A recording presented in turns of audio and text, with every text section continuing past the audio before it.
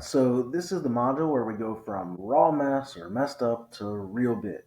You've been minding your life, digging, you've been squeezing your own awkwardness and pain and disappointment into setups. You've been asking the three questions like a comedy catechism: what happened, what should have happened, what actually happened, and now it's time to actually build. I said that word, build. It's time to actually build a joke from the ground up, for real, right? So we're gonna write one complete, structured, stage-worthy joke. You've already been working on this, but we're gonna do so using only those three questions. And if you can't tell, the course is built all around that and keeps reiterating that. Repetition's a great thing sometimes. So we're gonna build this joke so clean and so honest that if you bomb saying it, at least you'll bomb with dignity, right? And so we're gonna use some of my real jokes again here, not because they're perfect, but because they work, because they come from an actual moment where I felt annoyed or irritated and where I felt self-aware. And that's exactly the stew, right, you want to write from. And so here's the setup. Now, I got to give you a little context, right? I live in Hawaii right now, and there are certain parts of the island of Oahu that are very local, like Polynesian, Hawaiian, but there are a couple parts of the island that are very white. There's a high concentration of wealthy white people living there. And on the island of Oahu, the most notable one is probably called Kailua. There are a couple others, but that's probably the most notable one.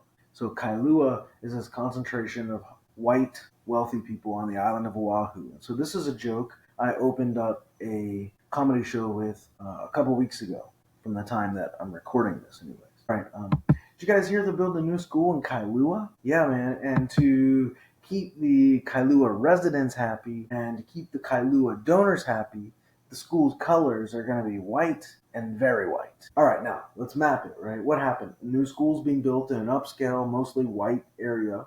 What should have happened? It should have been a normal school with normal colors. Maybe, I don't know, based around a mascot, like a normal mascot, like an animal or something like that. Maybe something historical or local or educational, something that doesn't scream colonizer country club, right? What actually happened? They basically branded it like a Patagonia ad for gentrification, right? Now, this isn't a true story. It's just a joke, right?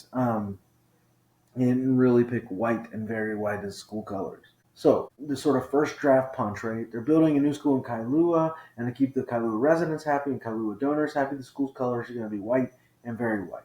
That hits because it plays on a known tension. You say white, the audience is going to think that, right, you mean the color white, but and they're kind of expecting you to say like and blue, white and red, whatever. But then you say very white, and now they realize that you're actually talking about ethnicity and class issues, right?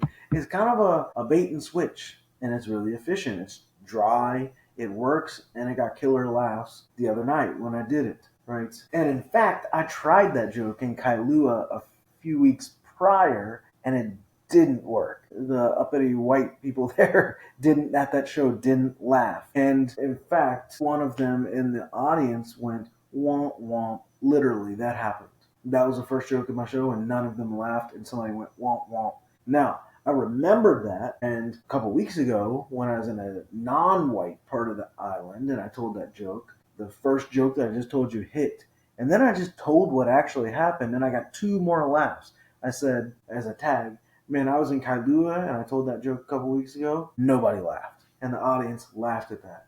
And then I go, in fact, somebody in the audience literally went womp womp, and again the audience laughed, right? And that wasn't even really like a joke. I just told them what happened, but I structured it like a joke and had the rhythm of a joke and cadence and expectation of a joke, right? Now, what I could do is I could keep just tagging this um, with more white type jokes. Now, I should say a word about tag here. We could use tag in a very specific sense of like you have the setup, you have the punch.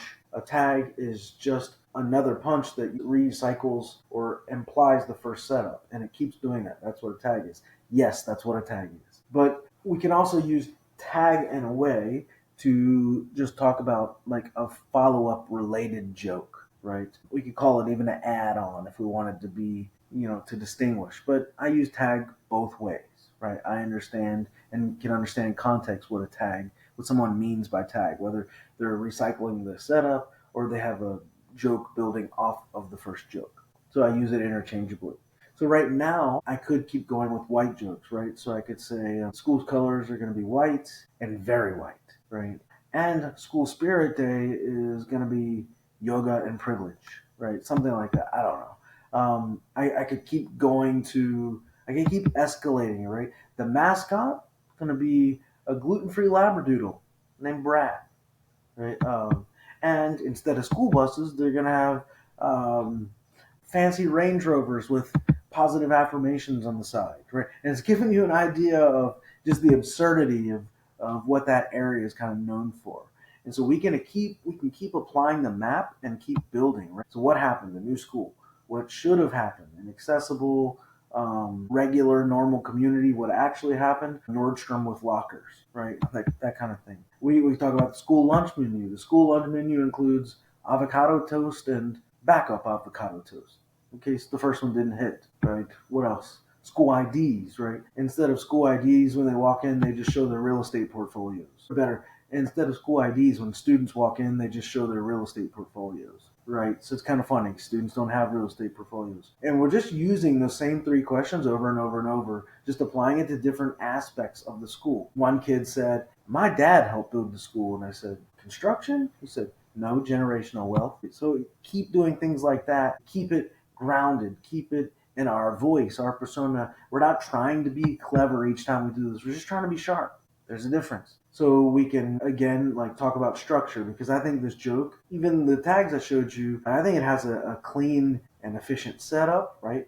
School in Kailua. And then it's got a great sharp turn, white and very white, a great punch. And then the strong tags that are escalating the concept, right? I think it's got a clear point of view. You have this idea of like an outsider discomfort meeting insider absurdity going on. And most importantly, it's honest. It's yes, it exaggerates, but at its core, it's honest. And everybody knows it's honest, which is why it's hilarious, right? And which is also why the first group in Kailua didn't laugh about it because it was too honest for them, right? So I'm not guessing what Kailua is like. I live on the island. I know. I've observed what it feels like to live near wealth without being soaked in it, right? And that's the engine of the joke. That's the principle here. If the joke doesn't come from real tension that we felt, it's going to sound like we're just trying to win a cleverness contest. And, so continue working on building your joke because I'm giving you the steps and hopefully you're filling them in with no skipping, no excuses. So here's like a bit builder, right? What happened? We keep harping on this. We pick one small, dumb, annoying moment from our life, from our week, really. We keep it ordinary. We don't grab the most dramatic story we have, right? We use something recent, something that still makes us raise an eyebrow. And then two, we ask what should have happened. We write out this normal, sane, expected version of that moment and what it should look like. And that's what the audience is assuming. And that's what builds the tension. And then third is what actually happened. We're going to write the real thing, right? The twist, the wrongness, the part that disappointed us, frustrated us, made us question our humanity, right? Or question humanity in general. And we got to be specific. And then this is where we can begin to write the first punchline. It doesn't got to be amazing. Just one sentence that contrasts the should've and the actually. And then we write tags, right? For each punchline, we're going to try to write at least one tag. Push the absurdity. We push the detail. We say what we're thinking in the moment. And we can even, once you get good at this, you can try a callback. So you can tell the open with this story and at the very end, call back to it to close your set. I love doing that. I have had a couple callbacks, really good callbacks, and my set a couple weekends ago. And, it just takes time. It just takes time. And here's the next thing. You got to say it out loud. If you can't get through it without wincing or trailing off, you got to fix the rhythm, right? Say it again and again and again. So I'm going to show you a few versions of how to build this joke in my voice using the same Kailua setup, right? Or just add on to that, right? So we could do the one about the school mascot. And here's version one. We'll call it the act out version, right? And when we're acting out, we're going to take on the characteristics of whatever it is we're asking out. So I could say the school mascot is just a whisper that says legacy and missions, right? And so because the school mascot is a whisper, I'm going to whisper, right? But we could do it like the school mascot is a lawyer with a briefcase, in which case I'm going to stiffen my shoulders, fix my tie, and act like I'm carrying a briefcase and walking into a courtroom or something like that. Let's see, the we could keep going. Here's another one. We could use the act out, we could use a narrator voice. And that's when I realized they weren't building a school. They were installing a gated community with homework, whatever.